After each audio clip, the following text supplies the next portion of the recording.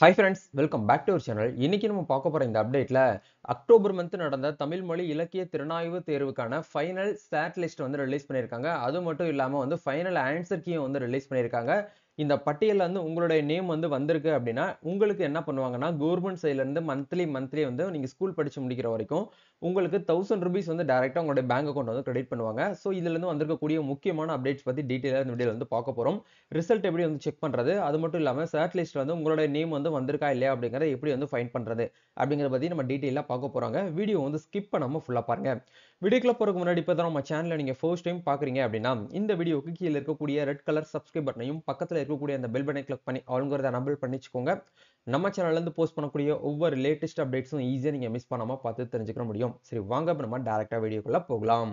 Okay. ஆக்சுவலா வந்து பார்த்தீங்க அப்படின்னா, இந்த தமிழ் மொழி இலக்கிய திறனாய்வு தேர்வு அப்படிங்கிற இந்த ஒரு எக்ஸாமினேஷன் அப்படிங்கிறது வருஷம் வருஷம் வந்து பார்த்தீங்க அப்படின்னா, நம்ம தமிழக அரசு, அரசு தேர்வு இயக்கம் சார்புல வந்து மாணவ, மாணவிகளுக்கு வந்து பார்த்தீங்கன்னா நடத்திட்டு இருக்கிறாங்க. இது வந்து கவர்ன்மென்ட் அண்ட் கவர்ன்மென்ட் எய்டட் ஸ்கூல்ல படிச்சிட்டு இருக்கக்கூடிய மாணவர்களுக்கு. சரிங்களா?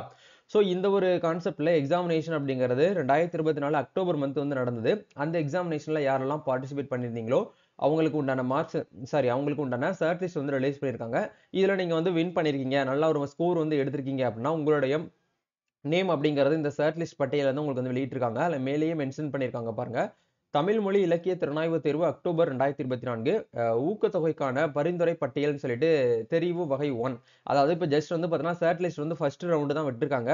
கண்டிப்பா செகண்ட் ரவுண்ட் வந்து வரும். கொஞ்சம் வெயிட் பண்ணிக்கோங்க. இதுல உங்களுடைய பேர் வந்து இல்ல அப்படின்னா ஒண்ணும் பயப்பட வேண்டாம். நீங்க நல்ல ஒரு ஸ்கோர் வந்து எடுத்திருக்கீங்க அப்படின்னா, கண்டிப்பா உங்களுக்கு செகண்ட் லிஸ்ட்ல வந்து நேம் வந்து வரதுக்கு சான்சஸ் வந்து இருக்குது. சரிங்களா? இதுல மேலேயே வந்து மென்ஷன் பண்ணியிருக்காங்க பாருங்க.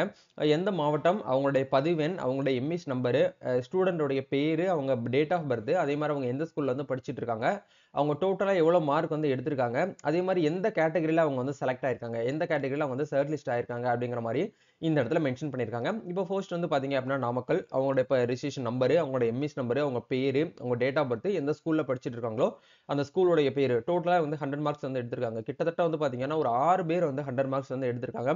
இது வந்து ஒரு சூப்பரான ஒரு அப்டேட் நம்ம வந்து சொல்லலாம்.